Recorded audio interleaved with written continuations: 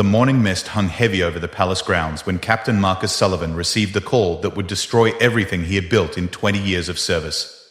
His phone buzzed at 5:47 a.m., displaying a number he recognized immediately: the White House Security Office. What he didn't know was that this single conversation would strip him of his honor, his career, and his faith in the system he had sworn to protect. "Captain Sullivan, you're being reassigned effective immediately. Pack your gear and report to the exit gate in 30 minutes. The line went dead before he could ask why. For 2 decades, Marcus had stood as an unbreakable shield between danger and the most powerful people on Earth. He had taken bullets, faced down assassins, and never once questioned an order. But now, as he stood in his empty office staring at the framed photo of his graduation from the Secret Service Academy, one thought burned in his mind. What happens when the very people you've sworn to protect decide you're the threat? This is the story of how a single presidential order transformed a decorated officer into a man fighting for his life, his reputation, and the truth that powerful people would kill to keep buried. It's a story about loyalty betrayed, justice corrupted, and the price one man paid for refusing to look the other way when democracy itself was under attack. Some stories begin with heroes.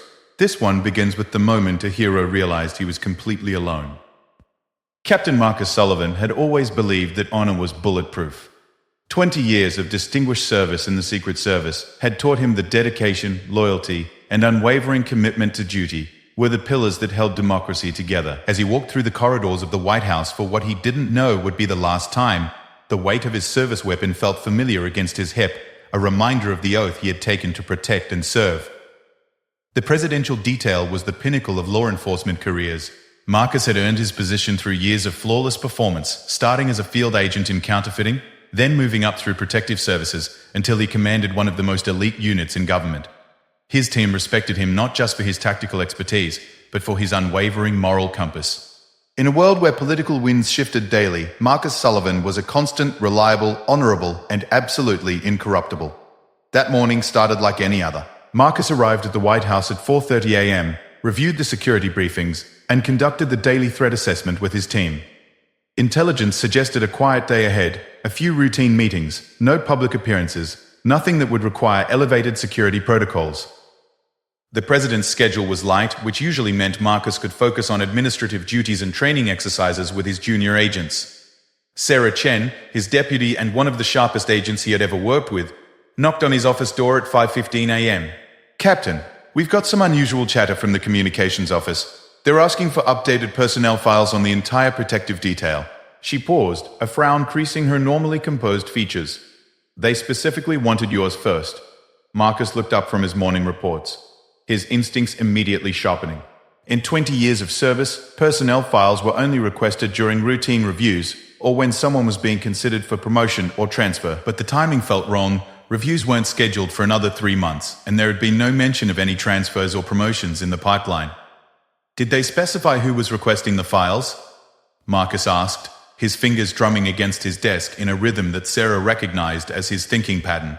"Deputy Chief of Staff Morrison's office. But Morrison himself wasn't available when I called back to clarify the request." Sarah's expression grew more concerned. "Captain, there's something else. I noticed increased activity in the communications wing yesterday. Unusual meetings, people I didn't recognize coming and going. And the president canceled his morning briefing with the National Security Council without explanation." Marcus felt the first cold finger of unease trace down his spine. Morrison was a political appointee brought in by the current administration 6 months ago. Unlike the career staff that Marcus was accustomed to working with, Morrison represented the new wave of political operatives who viewed government service as an extension of campaign warfare rather than public duty.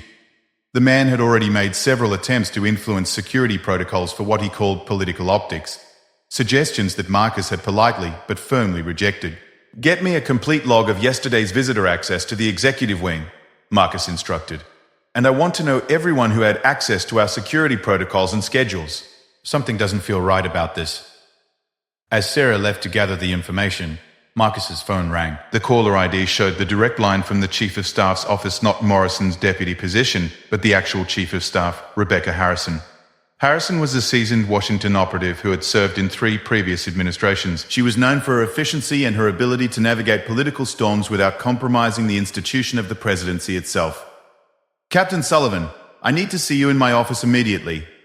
Harrison's voice carried an edge that Marcus had never heard before. "And Captain, come alone." The walk from Marcus's office to the Chief of Staff suite normally took 3 minutes. Today, it felt like a march to his execution. The corridors that he had walked thousands of times seemed different somehow. The familiar portraits of past presidents watched him with what felt like accusatory stares, and the soft murmur of early morning activity sounded muted, as if the building itself was holding its breath. Harrison's office was a monument to political power. Floor-to-ceiling windows overlooking the Rose Garden, walls lined with photographs of Harrison standing beside presidents, foreign dignitaries, and historical moments. But as Marcus entered, he noticed that Harrison wasn't sitting behind her imposing desk. Instead, she was standing by the window, her back to the door, her posture rigid with tension. "Close the door, Captain." She didn't turn around as she spoke. "And please, have a seat." Marcus remained standing. "Ma'am, if this is about the Morrison situation yesterday, I can explain." "This isn't about Morrison." Harrison finally turned, and Marcus was shocked to see the exhaustion in her eyes.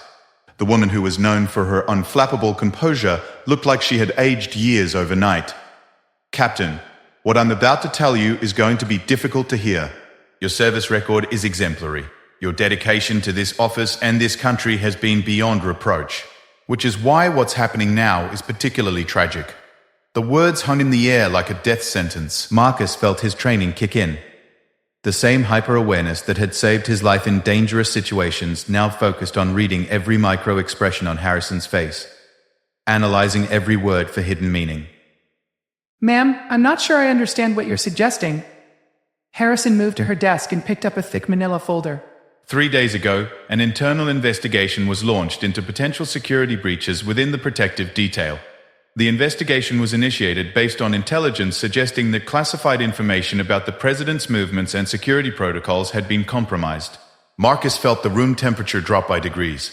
"Ma'am, if there's a security breach, my team and I need to be briefed immediately so we can—" "You don't understand, Captain." Harrison's voice was barely above a whisper. "You're not investigating the breach. You are the breach. According to the preliminary findings, evidence suggests that you have been passing information to unauthorized parties." The accusation hit Marcus like a physical blow. 20 years of service, a spotless record, commendations from every administration he had served under, all of it suddenly meaningless in the face of this devastating allegation. "That's impossible." Marcus's voice was steady, but his mind was racing. "Ma'am, I need to see this evidence. I need to know what specific allegations. The investigation is classified at the highest levels. I can't share the details with you because you're now considered a potential security risk." Harrison opened the folder and pulled out an official document bearing the presidential seal. "Effective immediately, you are suspended from duty pending a full investigation. Your security clearance is revoked, and you are prohibited from entering any federal facility or contacting any current government personnel, except through your assigned legal representative." Marcus stared at the document, the words blurring before his eyes. This couldn't be happening. He had dedicated his life to serving his country, to protecting the office of the presidency, regardless of which political party occupied it. The idea that he would betray that trust was not just false, it was incomprehensible. "Ma'am, this is wrong. I've never compromised security protocols. I've never shared classified information with anyone outside the proper channels. I need to know who made these allegations and what evidence they're claiming to have." Harrison's expression softened slightly, and for a moment Marcus saw something that looked like sympathy in her eyes. "Captain, I've known you for 6 years. I've watched you serve 3 different presidents with absolute professionalism. If I had a choice in this matter, things would be different. But the order came from the highest levels, and it's not negotiable." "The highest levels?" Marcus felt a chill that had nothing to do with the air conditioning. "Are you telling me that the president personally ordered my suspension?" The silence that followed was answer enough. Harrison looked away, unable to meet his eyes, and Marcus realized that this wasn't just a bureaucratic mistake or a misunderstanding that could be cleared up with proper communication. This was a deliberate action, orchestrated at the highest levels of government, designed to remove him from his position for reasons that had nothing to do with his performance or his loyalty. "I need my weapon and credentials," Harrison said quietly. Marcus's hand moved instinctively to his service weapon, the Sig Sauer P229 that had been his constant companion for years. Surrendering it felt like cutting off a limb. But he understood protocol, and despite the surreal circumstances, He was still a federal agent bound by regulations and procedures. He placed his weapon, badge, and credentials on Harrison's desk with movements that felt robotic and disconnected. Each item landed with a soft sound that seemed to echo in the suddenly silent office. "Security will escort you from the building," Harrison continued. "You'll be contacted by the Office of Professional Responsibility within 48 hours to schedule your interview. Captain, I strongly recommend that you retain legal counsel immediately." As if summoned by her words, 2 security officers appeared in the doorway. Marcus recognized them both. Agent Thompson and Agent Rodriguez, men he had worked with for years, men who had looked up to him as a mentor and leader. Now they stood with the rigid posture of officers performing an unpleasant but necessary duty. "Captain Sullivan," Thompson said, his voice carefully neutral. "We're here to escort you from the premises." The walk to the exit felt endless. Marcus passed colleagues who had been his friends for years, people who had served under his command, agents who had trusted him with their lives in dangerous situations. Some looked away in embarrassment or confusion. Others stared openly, trying to process the impossible sight of their respected captain being escorted out like a criminal. Sarah Chen stood near the security checkpoint, her face pale with shock and disbelief. As Marcus approached, she stepped forward, clearly intending to speak to him. But Agent Rodriguez gently but firmly guided her back. "I'm sorry, Agent Chen, but Captain Sullivan is not permitted to have contact with current personnel." Marcus met Zara's eyes for just a moment, and in that brief connection, he tried to convey everything he couldn't say aloud. That he was innocent, that something terrible was happening, that she needed to be careful and watch her own back. The morning sun was blindingly bright as Marcus stepped outside the White House gates for the last time as a federal agent. 20 years of service ended in 30 minutes of devastating accusations and bureaucratic procedure. As he stood on Pennsylvania Avenue watching tourists take photographs of the building he had devoted his life to protecting, Marcus realized that his real nightmare was just beginning. His phone buzzed with a text message from an unknown number. "Stop asking questions, or the next accusations will be criminal charges. You have enemies you don't even know about." Marcus looked around the crowded street, suddenly aware that he was completely alone and potentially in danger. The very government he had served was now treating him as a threat, and someone was watching him closely enough to know his every move. For the first time in 20 years, Captain Marcus Sullivan felt afraid. Not of bullets or bombs or assassins, but of the truth he was beginning to understand. His removal from the White House wasn't about security breaches or leaked information. It was about something much more dangerous, something that powerful people were willing to destroy lives to protect. As he walked away from the only life he had ever known, Marcus made a decision that would change everything. He wasn't going to quietly disappear and hope that the truth would eventually emerge. He was going to find out who had destroyed his career and why, no matter what it cost him. Marcus Sullivan's apartment felt like a foreign country when he returned that afternoon. The same furniture, the same photographs of his military service and Secret Service career, the same coffee mug sitting on his kitchen counter where he had left it that morning. But everything had changed. He was no longer the man who had left this apartment at 4:15 a.m. That man had been Captain Marcus Sullivan, respected federal agent and guardian of democracy. The man who returned was a suspect, an outcast, a target. The threatening text message burned in his memory as he sat at his kitchen table staring at his laptop screen. 20 years of federal service had taught him that information was power, and right now, he had neither. But Marcus had one advantage that his accusers might not have anticipated. He understood how government investigations worked from the inside, and he knew that even the most carefully constructed lies left traces. His first call was to David Brennan, a defense attorney who specialized in federal cases involving security personnel. Brennan had a reputation for taking on cases that other lawyers wouldn't touch, particularly those involving whistleblowers and agents who had fallen out of favor with their agencies. Marcus had met him years ago at a conference on national security law, and Brennan had struck him as someone who genuinely believed in justice rather than just winning cases. "Marcus, I heard rumors about what happened today," Brennan said when he answered the phone. His voice carried the weariness of someone who had seen too many good people destroyed by political machinery. "Are you somewhere we can talk freely? I'm at home, but I have to assume everything is being monitored now." Marcus had swept his apartment for listening devices as soon as he arrived, using techniques learned during his counterintelligence training. He hadn't found anything, but sophisticated surveillance equipment was nearly impossible to detect without specialized tools. "Meet me at the Landmark Diner on Connecticut Avenue in 2 hours. Come alone and watch for surveillance. If you think you're being followed, Abort and call me with a new meeting location. The landmark diner was a perfect choice for a clandestine meeting, crowded enough to provide cover, old enough to have minimal security cameras, and popular with government workers who valued discretion. Marcus arrived early and chose a booth in the back corner where he could observe the entrance while keeping his back to the wall. Old habits died hard, and right now paranoia was just good survival instinct. Brennan arrived exactly on time, sliding into the booth across from Marcus with the casual air of someone grabbing a late lunch. He was a compact man in his 50s, with graying hair and the kind of unremarkable appearance that made him perfect for representing clients who needed to avoid attention. "Before we start," Brennan said quietly, "I need to tell you that representing you could be career suicide for me. The preliminary word I'm hearing is that this goes very high up the chain, and the people involved don't like loose ends." Marcus felt a cold certainty settle in his stomach. "How high?" "High enough that I've had 3 former clients warn me not to take your case. High enough that someone leaked your suspension to the press before you even knew about it yourself." Brennan pulled out his phone and showed Marcus a news alert from 30 minutes ago. "Senior Secret Service agent suspended in security breach investigation." The headline felt like a punch to the gut. "They're destroying my reputation before I even have a chance to defend myself." That's the point. Public opinion is a weapon, and they're using it to make sure that anything you say in your defense sounds like the desperate lies of a disgraced agent. Brennan put his phone away and leaned forward. "But here's what they might not have counted on. I don't scare easily, and I have resources they might not know about. The question is, are you prepared for what fighting this is going to cost you?" Marcus thought about the threatening text message, about the colleagues who had looked away as he was escorted from the White House, about 20 years of service being erased in 30 minutes.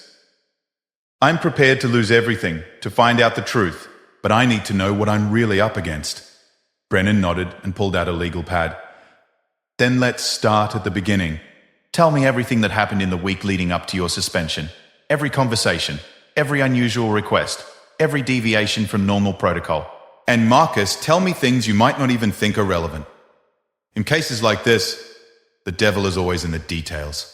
For the next hour, Marcus methodically recounted the events of the previous week, the unusual activity in the communications wing that Sarah had noticed, Morrison's attempts to influence security protocols, the cancelled National Security Council meeting, the request for personnel files. As he spoke, Marcus began to see patterns that he had missed while living through the events in real time. "You mentioned that Morrison wanted to change security protocols for political optics," Brennan said. "What specifically did he want changed?" Marcus closed his eyes, forcing himself to remember the exact details of conversations he had dismissed as routine political interference. He wanted advance notice of all security sweep locations for presidential events. He said it was for coordination with local political operatives. But that information is strictly need to know. I told him he would have to go through official channels. When was this conversation?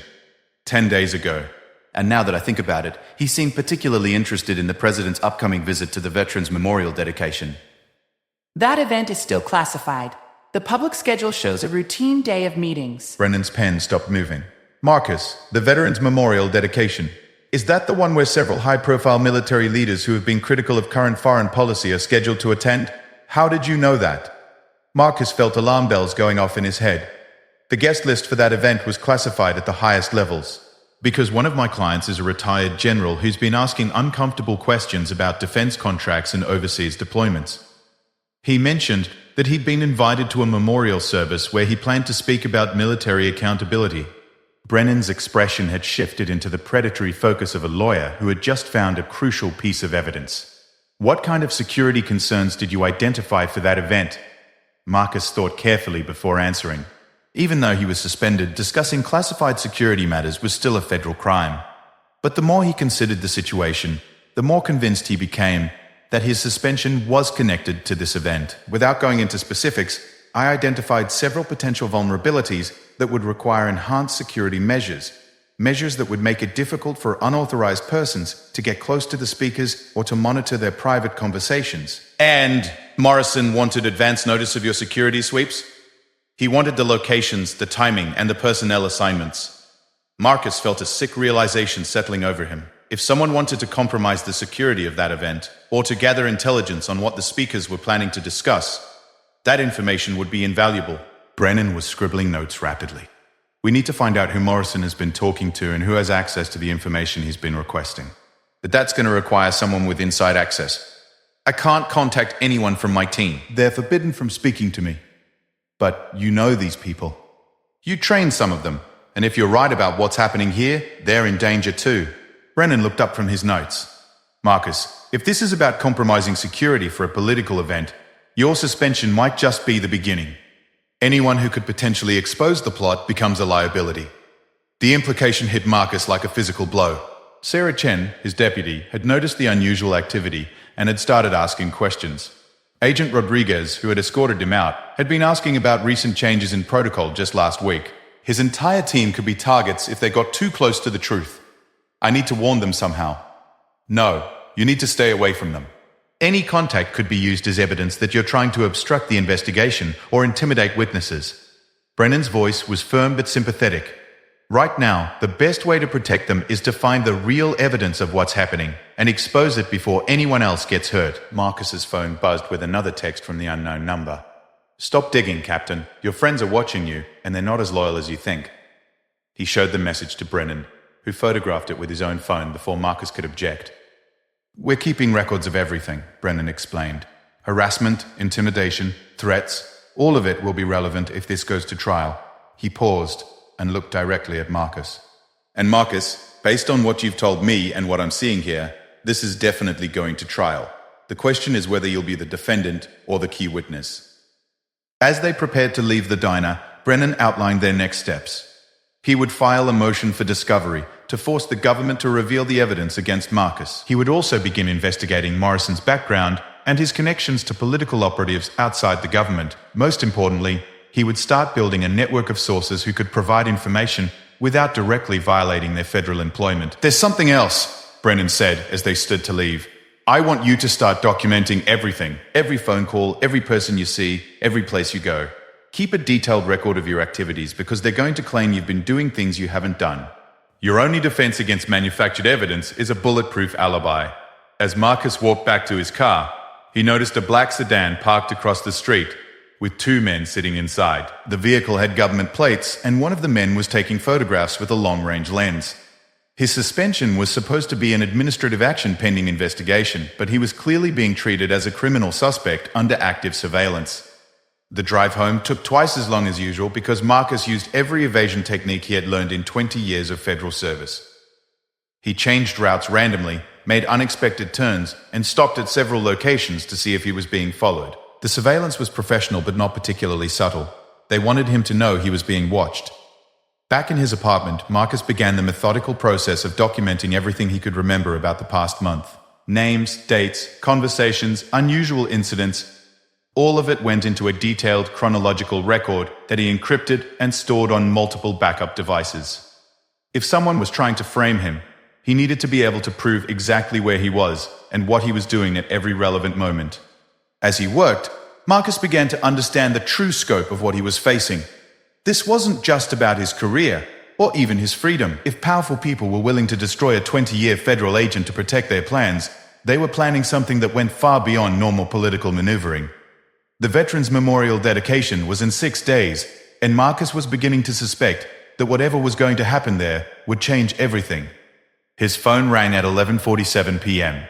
The caller ID showed Sarah Chen's personal cell phone number. Don't answer it, he told himself. Contact with current federal personnel was forbidden, and any conversation could be recorded and used against both of them. But as the phone continued to ring, Marcus realized that Sarah might be in immediate danger, and his silence could cost her life. He answered on the final ring before voicemail. Marcus, thank God. Sarah's voice was barely a whisper, and she sounded terrified. I can't talk long, but you need to know. They're coming for me next. Morrison filed a complaint saying I was your accomplice in leaking information. They're going to suspend me tomorrow morning. Sarah, hang up right now and call David Brennan. Marcus gave her the attorney's number. Do not go into work tomorrow. Do not try to defend yourself without a lawyer present. Marcus, there's something else. I found something in the communication logs that... The line went dead. Marcus stared at his phone, his blood running cold. Sarah had been cut off mid-sentence, and when he tried to call her back, the call went straight to voicemail. Either her phone had been turned off, or someone had jammed the signal. He grabbed his jacket and headed for the door, then stopped. Running to help Sarah would violate his suspension terms and could be used as evidence of obstruction of justice.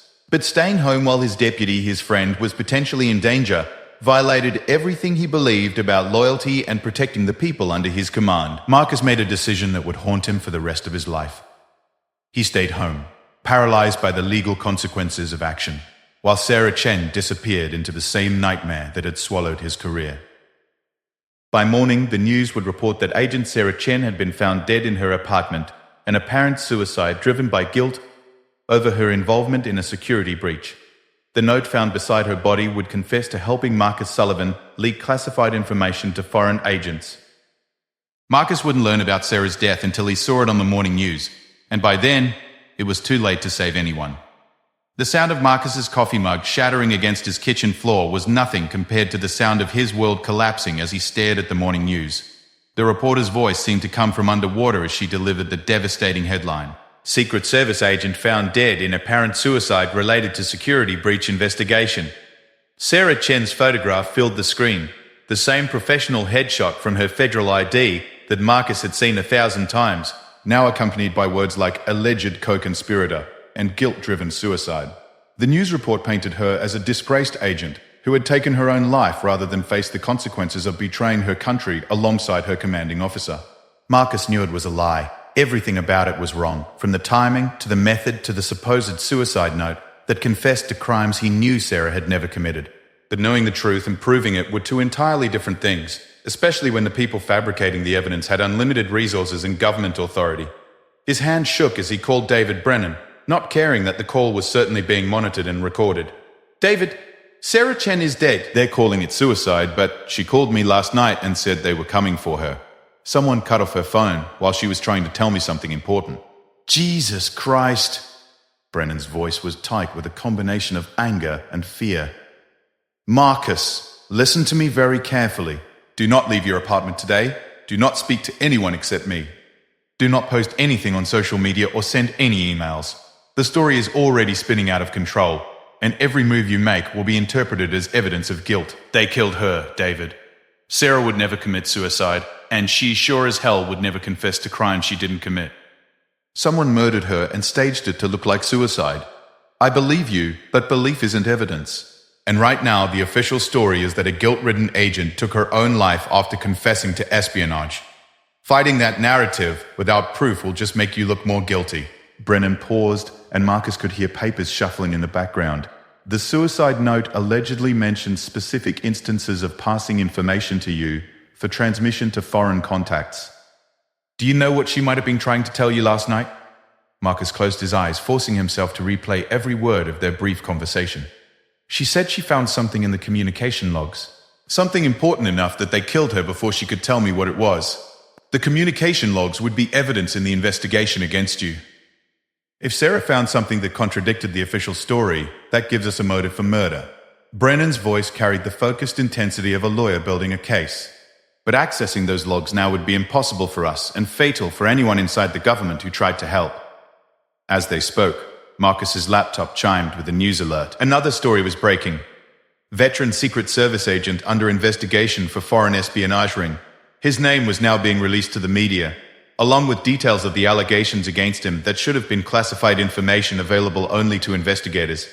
David, they're leaking everything to the press. My name, the specific charges, details that should be protected during an investigation. Someone wants me tried and convicted in the court of public opinion before I ever see the inside of a courtroom. That's exactly what's happening. And it tells us something important. They're in a hurry. Something is forcing them to move faster than they wanted to, which means they're making mistakes. Brennan's voice carried a note of grim optimism. Political assassination plots require precise timing. If they're rushing to silence witnesses and control the narrative, it's because their timeline is tight. Marcus thought about the Veterans Memorial dedication, now just 4 days away. It's the memorial service. Whatever they're planning, it has to happen at that event, and they can't afford to have anyone around who might interfere. That gives us a target and a timeline. But Marcus, it also makes you an immediate threat that they'll need to eliminate before the event. Brennan's words carried the weight of a death sentence. We need to assume that your life is in danger and plan accordingly. The reality of his situation hit Marcus with stunning clarity. He wasn't just fighting to clear his name or restore his career. He was fighting to survive long enough to expose a conspiracy that had already claimed Sarah's life and would claim his if he made any mistakes. What's our next move? I'm going to call a contact I have in the Inspector General's office. Someone who owes me a favor and has access to investigative files. It's a risk for both of us, but we need to know exactly what evidence they claim to have against you. Brennan paused. And Marcus, I want you to start thinking about anyone else who might be in danger. Anyone on your team who noticed unusual activity. Anyone who had access to the same information that supposedly got Sarah killed. Marcus's mind immediately went to Agent Rodriguez, who had been asking questions about recent protocol changes. Agent Thompson, who had noticed increased activity in the communications wing. Agent Williams, who had questioned some of Morrison's requests for information. His entire team could be targets. There are at least 4 other agents who could be considered threats to whatever Morrison is planning, but I can't warn them without violating my suspension and giving them evidence of obstruction. Then we warn them indirectly. I'll have my investigator reach out to them as part of building your defense. It's not obstruction of justice for your attorney to interview potential witnesses. Brennan's voice carried the confidence of someone who had found a legal loophole. But Marcus, we need to move fast. If they're willing to kill federal agents to protect their operation, they won't hesitate to escalate. After hanging up with Brennan, Marcus spent the morning monitoring news coverage and social media for any additional information about the conspiracy.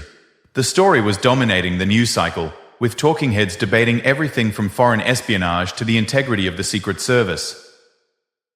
But buried in the commentary, Marcus found something interesting.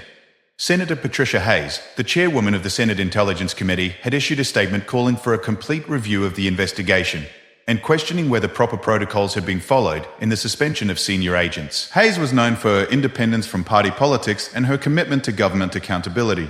More importantly, she was scheduled to speak at the Veterans Memorial dedication. Marcus realized that Senator Hayes might be another target. If the memorial service was being used as cover for a political operation, removing or silencing critics of current foreign policy would be a primary objective. Hayes had been vocal about defense contracts and overseas military deployments, exactly the issues that Brennan had mentioned his client was investigating. His phone buzzed with a text from another unknown number. Senator Hayes is asking questions about you. Her investigation stops today or she joins your friend Chen. This time, Marcus didn't hesitate. He called Senator Hayes' office directly, using techniques from his counterintelligence training to mask his location and identity. This is Marcus Sullivan, and I need to speak with Senator Hayes immediately. Tell her it's about Agent Chen's death in the memorial service. Tell her that her life is in immediate danger. The receptionist tried to follow standard protocol for crank calls, but Marcus's use of specific code phrases that indicated a genuine security threat got him transferred to the Senator's Chief of Staff within minutes. Mr. 2. Sullivan, this is Robert Martinez, Senator Hayes' Chief of Staff. I need to verify your identity before we can proceed with this conversation. Marcus provided his federal identification numbers and personal details that would be impossible for someone outside the government to know. Mr. X here. Martinez, Senator Hayes is in immediate danger because of questions she's been asking about my investigation. Agent Chen was murdered last night because she found evidence that would expose a conspiracy involving the memorial service. Those are serious allegations, Mr. Sullivan. Are you saying that Agent Chen's death wasn't suicide? I'm saying that Agent Chen called me hours before her death and said they were coming for her. I'm saying that someone cut off our phone conversation when she was trying to tell me about evidence she found. And I'm saying that whoever killed her just threatened Senator Hayes in a text message to my phone. Martinez was silent for a long moment. Mr. Sullivan, assuming what you're telling me is true, what do you want us to do about it? Cancel the Senator's appearance at the memorial service, increase her security detail immediately, and help me prove that Agent Chen was murdered to cover up a conspiracy that goes to the highest levels of government. That's not possible. The Senator's schedule is set and her security is handled by the Capitol Police. As for helping you prove anything, you're under investigation for espionage. Associating with you could destroy the Senator's career. Marcus felt the crushing weight of isolation and futility. Even people who should be his natural allies were afraid to help him because the accusations against him were so damaging. Mr. Martinez, in 3 days, something is going to happen at that memorial service that will change everything.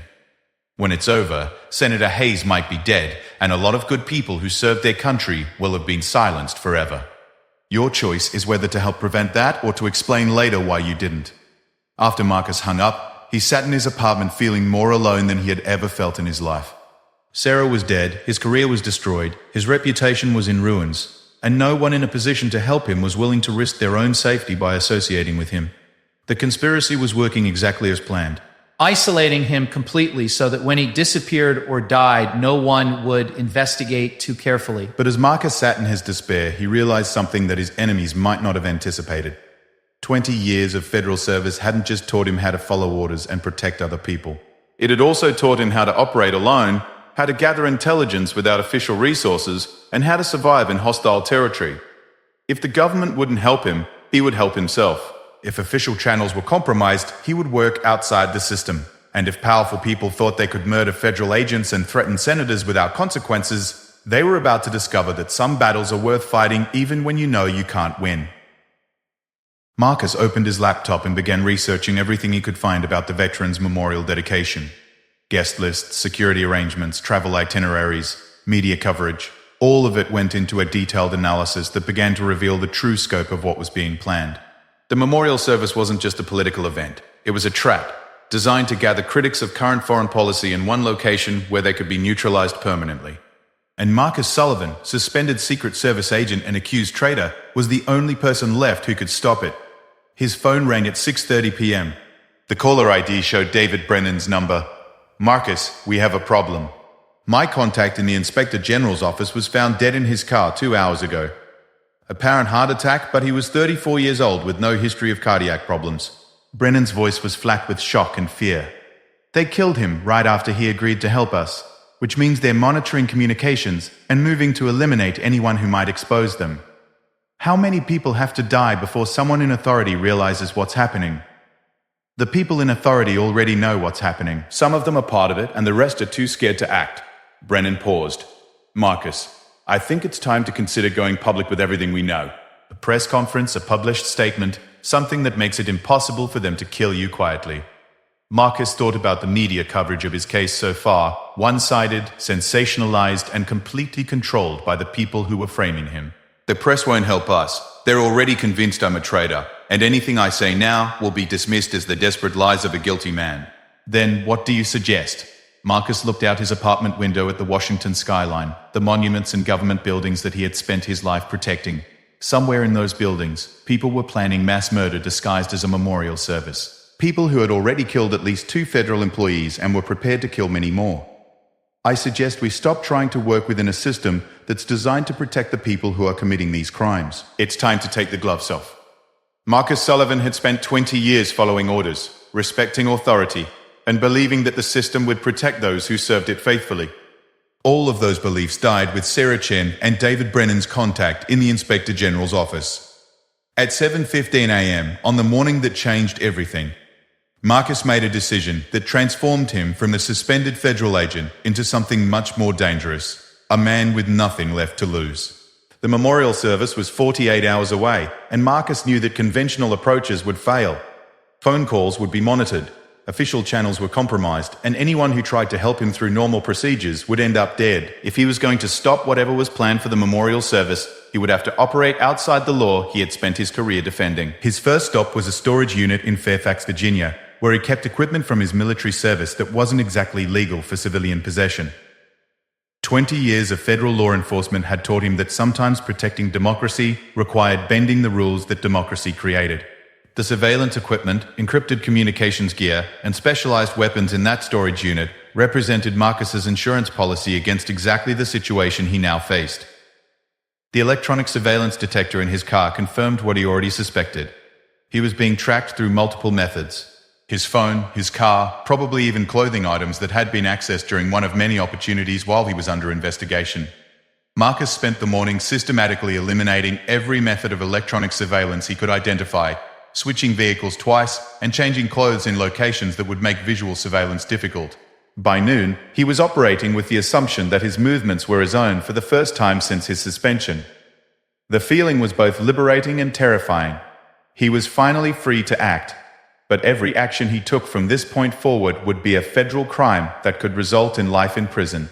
His first target was Morrison, the deputy chief of staff whose request for security information had started this entire nightmare. If Marcus could prove that Morrison was passing classified information to unauthorized parties, it would expose the real security breach and vindicate both his own innocence and Sarah's memory. Morrison lived in a luxury apartment building in Georgetown, the kind of place that housed political operatives who made fortunes selling access and influence. Marcus had conducted surveillance on foreign agents in similar buildings, and he knew how to penetrate their security systems without leaving traces that would indicate professional involvement. The building's security was impressive but predictable. Card readers, cameras, motion sensors, and human guards who were paid to notice unusual activity. But impressive security systems were designed to keep out criminals and amateurs, not federal agents with 20 years of experience in bypassing exactly these types of measures. Marcus entered the building through a service entrance during the brief window, when deliveries created confusion and distraction. His route to Morrison's floor avoided cameras and security checkpoints, using maintenance corridors and stairwells that weren't included in standard security sweeps. Getting into Morrison's apartment required skills that weren't taught in federal law enforcement courses, but they were skills that any intelligence operative learned through necessity. Morrison's apartment was a monument to political corruption disguised as luxury living. Expensive art, designer furniture, technology that cost more than most federal agents made in a year, all of it paid for by a government salary that shouldn't have supported such extravagance. But Marcus wasn't there to document financial crimes. He was there to find evidence of the conspiracy that had killed Sarah Chen. The evidence was easier to find than he had expected, which suggested that Morrison felt completely protected by his political connections. Encrypted phones, burner devices, communication equipment that wasn't government-issued, all hidden in locations that were secure, but not invisible to someone who knew how to search properly. One of the encrypted phones contained text messages that confirmed Marcus's worst fears. Morrison wasn't just leaking information. He was coordinating with foreign operatives to plan an attack on the memorial service that would eliminate several critics of current foreign policy while providing justification for expanded military operations overseas. The messages revealed the scope of the conspiracy with chilling clarity. The memorial service wasn't just a target, it was the opening move in a larger operation, designed to manipulate public opinion and justify policy changes that wouldn't be possible under normal circumstances.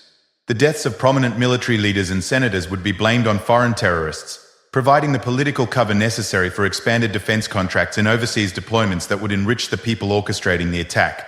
Marcus photographed everything, using techniques that would preserve the evidence even if the original devices were destroyed. But as he worked, he realized that even this evidence might not be enough to stop the attack. The people involved in the conspiracy had resources that went far beyond Morrison's apartment, and they had demonstrated their willingness to kill anyone who threatened their plans. His secure phone buzzed with an encrypted message from David Brennan. 2 more agents from your team found dead this morning. Apparent murder-suicide. They're eliminating everyone who might have information. Marcus felt a surge of rage and despair that threatened to overwhelm his operational focus. Rodriguez and Thompson, good agents who had served their country faithfully, were now dead because they had noticed unusual activity and asked inconvenient questions. The conspiracy wasn't just planning to attack the memorial service, it was systematically murdering federal agents to ensure that no one would be left who could expose the truth. The message from Brennan continued. Media is reporting that investigation has uncovered extensive spying within Secret Service. Your name being connected to 5 deaths now. Public demanding your arrest. Marcus realized that his window of opportunity was closing rapidly. Soon, every law enforcement agency in the country would be hunting him as a terrorist and murderer. His ability to operate freely would disappear, and with it, any chance of stopping the attack on the memorial service. He made copies of Morrison's evidence and planted surveillance devices that would monitor future communications. But as he prepared to leave the apartment, Marcus heard voices in the hallway. Morrison returning with companions who sounded like security personnel. Marcus had seconds to decide between hiding and hoping they didn't search thoroughly, or fighting his way out and confirming his transformation from suspended agent to armed fugitive. The choice was made for him when he heard Morrison's voice clearly. The surveillance team confirms that Sullivan is operating independently now. We need to accelerate the timeline and eliminate him before he can interfere with tomorrow's operation.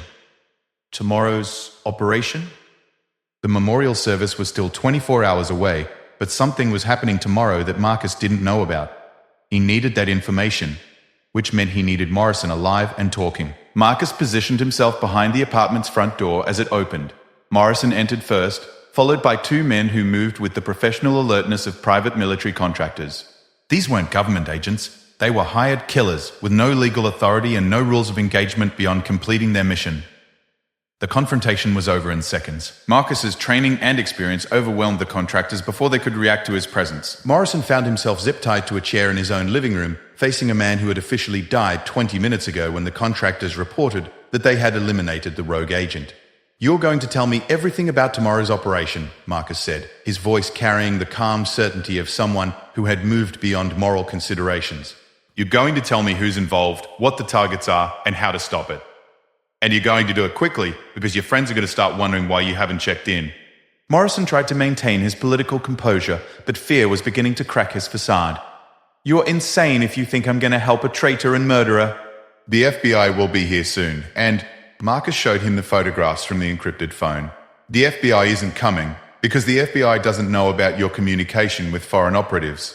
They don't know about your plans to attack the memorial service. And they don't know that you've been murdering federal agents to cover up your conspiracy."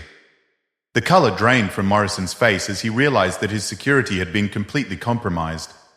"You don't understand what you're interfering with. This operation is about protecting American interests overseas. Those people at the memorial service are undermining national security with their criticism of essential military consideration. Those people are American citizens exercising their constitutional rights, and you're planning to murder them to protect defense contracts." Marcus leaned closer, his voice dropping to a whisper. "But here's what you really don't understand. I don't care about your justifications, I care about stopping you." Over the next hour, Morrison revealed details of a conspiracy that reached far beyond anything Marcus had imagined. The memorial service attack was coordinated with foreign operatives, but it was financed and planned by a network of defense contractors, political operatives, and government officials who stood to profit from the expanded military operations that would follow. The attack itself would be carried out by foreign agents who had been allowed to enter the country despite being on terrorism watch lists. The memorial service provided perfect cover because the victims would be portrayed as martyrs whose deaths demanded immediate military retaliation against countries that the conspirators wanted to destabilize for economic reasons. But Morrison also revealed something that made Marcus's blood run cold. The attack wasn't scheduled for the memorial service itself, it was scheduled for tonight, at a private dinner where the memorial service speakers were meeting to coordinate their presentations. The event was informal, with minimal security, held at a restaurant that could be easily attacked without risk to civilian populations. "Why tonight?" Marcus demanded.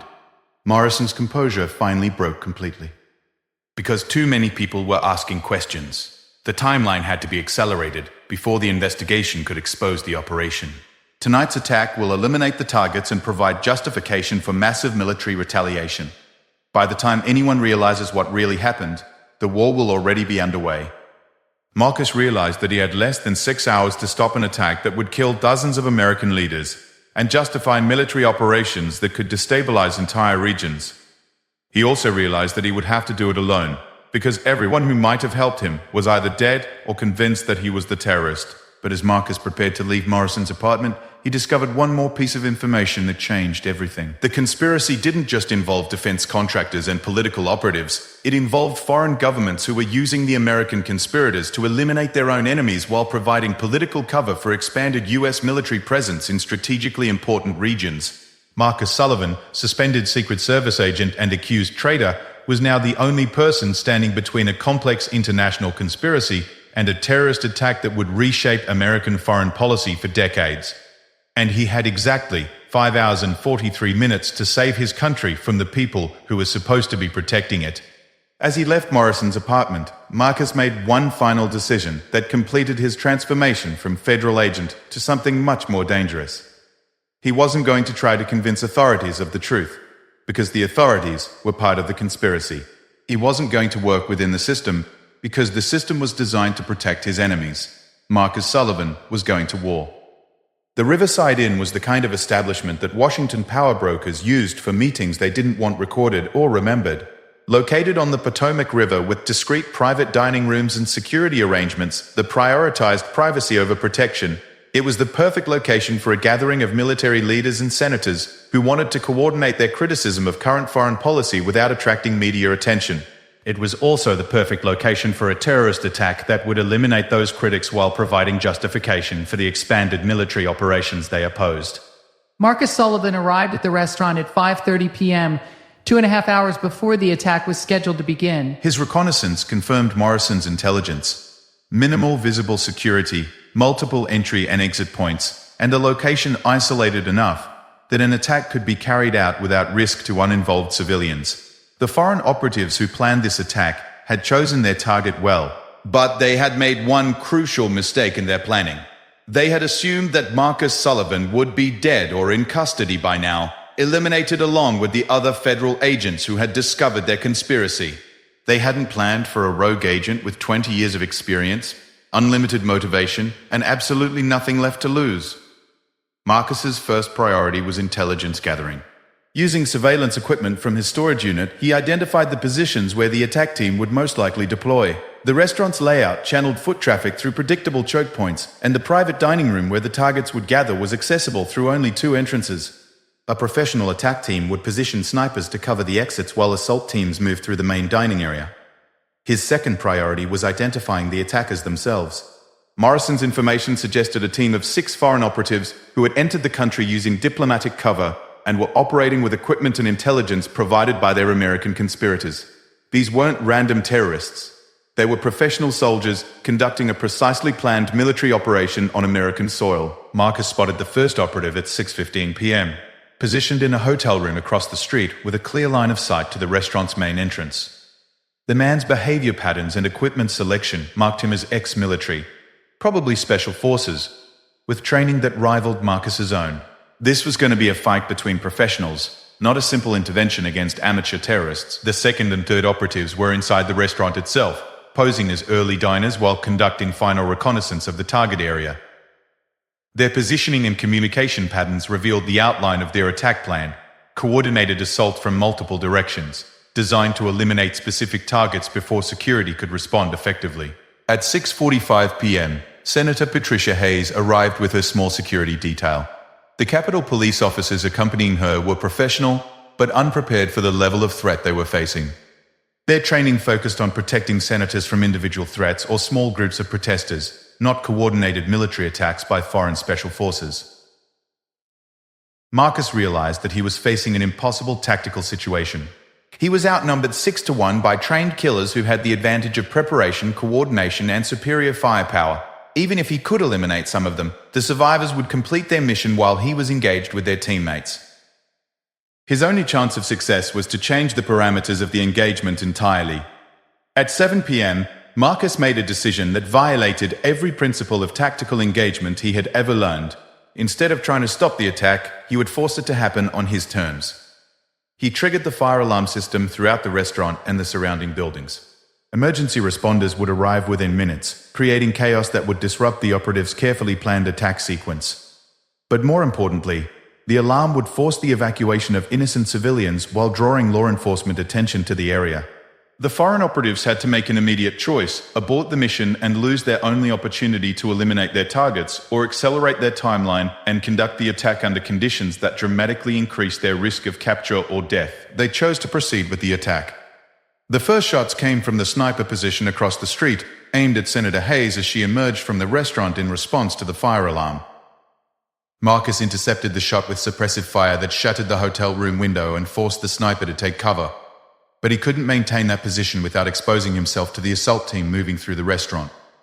The next phase of the battle took place in the restaurant's main dining area, as Marcus engaged 2 operatives who were attempting to reach the private dining room where their primary targets had taken shelter.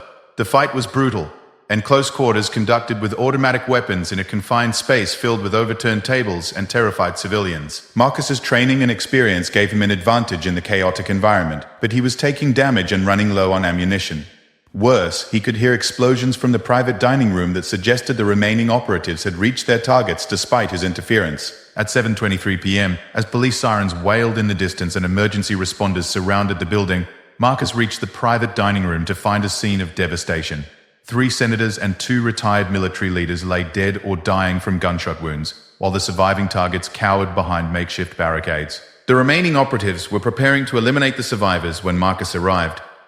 The final confrontation took place in a room filled with the bodies of American leaders who had died because they had dared to question their government's foreign policy decisions. Marcus killed the last operative with his final round of ammunition. then collapsed against the wall as blood loss and exhaustion finally overwhelmed his adrenaline-fueled determination. Around him, the survivors of the attack slowly emerged from cover, staring at the man who had saved their lives at the cost of his own career, his reputation, and possibly his life. Senator Hayes, wounded but alive, was the first to speak. "Agent Sullivan, I don't understand what happened here tonight, but I know that you saved us." The official story about your investigation about Agent Chen's death, none of it was true, was it? Marcus tried to answer, but his vision was blurring and his voice wouldn't work properly. He managed to hand Senator Hayes an encrypted device containing copies of all the evidence he had gathered about the conspiracy, Morrison's communications, financial records, the complete plan for tonight's attack, and the broader operation it was designed to support. "The memorial service," he whispered. "Tomorrow. They plan to blame this on foreign terrorists. Justify military operations. Defense contracts. Follow the money." As Marcus lost consciousness, he could hear Senator Hayes speaking rapidly into her phone, demanding immediate security for the memorial service and a complete investigation of the conspiracy that had merely succeeded in murdering American leaders to justify foreign wars. The official story of what happened at the Riverside Inn would never be completely accurate. The media reported a terrorist attack that was thwarted by alert law enforcement, with Agent Marcus Sullivan identified as a hero who had infiltrated the terrorist cell at great personal risk. The truth about the conspiracy involving Morrison and defense contractors was classified at the highest levels and shared only with a select group of senators and military leaders who used the information to quietly restructure several government agencies and defense contracts. Marcus Sullivan woke up in a military hospital 3 days later to find David Brennan sitting beside his bed with a stack of legal documents that would clear his name and restore his security clearance. The charges against him had been dropped, his suspension had been lifted, and he was being offered early retirement with full benefits and a pension that reflected 20 years of distinguished service. "The official story is that you were working undercover to expose a terrorist plot," Brennan explained. "Agent Chen's death has been reclassified as murder by foreign operatives, and the other agents who died were victims of the same conspiracy. Your suspension was part of an elaborate cover story designed to give you access to the conspirators." Marcus stared at the hospital ceiling, processing the surreal transformation of his situation from accused traitor to decorated hero. "And Morrison?" "Suffered a heart attack while being questioned about his role in the conspiracy. Very sudden, very fatal, very convenient for people who didn't want him talking about his political connections." Brennan's expression made it clear that Morrison's death was no more natural than Sarah Chen's suicide had been. "So the conspiracy is buried with the conspirators. The people who planned and financed the attack are facing consequences, but those consequences are happening in classified proceedings that will never become public. The official investigation will focus on the foreign operatives who carried out the attack, not on the Americans who made it possible." Marcus closed his eyes, feeling a mixture of relief and exhaustion that went beyond his physical injuries. He had prevented a terrorist attack and exposed a conspiracy that could have changed the course of American foreign policy, but the cost had been enormous. Good people were dead, the full truth would never be revealed, and the system that had created the conspiracy remained largely intact. "What happens now?" Marcus asked. "Now you decide whether to accept the official story and return to your life as a respected federal agent, or whether to continue fighting a system that's designed to protect itself rather than the people it claims to serve." Marcus thought about Sarah Chen, about Rodriguez and Thompson, about Morrison and the defense contractors who would never face public justice for their crimes. He thought about the memorial service that would proceed as planned, honoring veterans, while the government quietly covered up a conspiracy that had used their deaths to justify foreign wars. "I want to see the memorial service," Marcus said finally. "I want to honor the people who died fighting this conspiracy, even if their names never appear on any memorial." 3 days later, Marcus Sullivan stood in uniform among the honor guard at the Veterans Memorial dedication. The ceremony proceeded with all the dignity and respect that the fallen veterans deserved, attended by the senators and military leaders whose lives he had saved at the Riverside Inn. As the ceremony concluded and the crowd began to disperse, Senator Hayes approached Marcus with a small group of other officials who had been briefed on the real events of the past week. "Agent Sullivan, I want you to know that what you did saved not just our lives, but the integrity of our democratic institutions. The conspiracy you exposed was planning operations that would have changed the fundamental character of our country." Marcus nodded respectfully, but his attention was focused on the memorial wall where the names of fallen veterans were engraved in black granite. Among those names, he mentally added the names of Sarah Chen, Rodriguez, Thompson, and the others who had died protecting their country from enemies both foreign and domestic. "Senator, I appreciate your words, but I need you to understand something. The conspiracy I exposed was just one operation by one group of people who were willing to murder Americans for profit. The system that made that conspiracy possible is still intact, and there will be other conspiracies by other people who believe that democracy is an obstacle to their ambitions. Senator Hayes studied Marcus's face, seeing something in his expression that made her ask, "What are you planning to do about that?" Marcus looked around at the memorial service, at the senators and military leaders who were returning to their offices and their responsibilities, at the government buildings in the distance where other Morrisons were probably planning other operations against the American people. "I'm planning to make sure that the next time something like this happens, there's someone watching who can't be bought, threatened, or eliminated." Marcus straightened his uniform jacket and adjusted his service weapon. "The system failed, Senator. Good people died because the people who were supposed to protect them were more interested in protecting themselves. That can't happen again." As Marcus walked away from the memorial service, he knew that his real work was just beginning. The official story would portray him as a hero who had saved democracy, but Marcus understood that democracy could only be saved by people who were willing to fight for it every day, against enemies who wore suits instead of uniforms, and who used lawyers instead of guns. Captain Marcus Sullivan, decorated federal agent and guardian of democracy, had learned that sometimes protecting your country meant fighting the people who claimed to represent it. It was a lesson that would guide him for the rest of his career, as he worked to ensure that the memorial service he had just attended would not be the last time Americans gathered to honor those who had died defending freedom.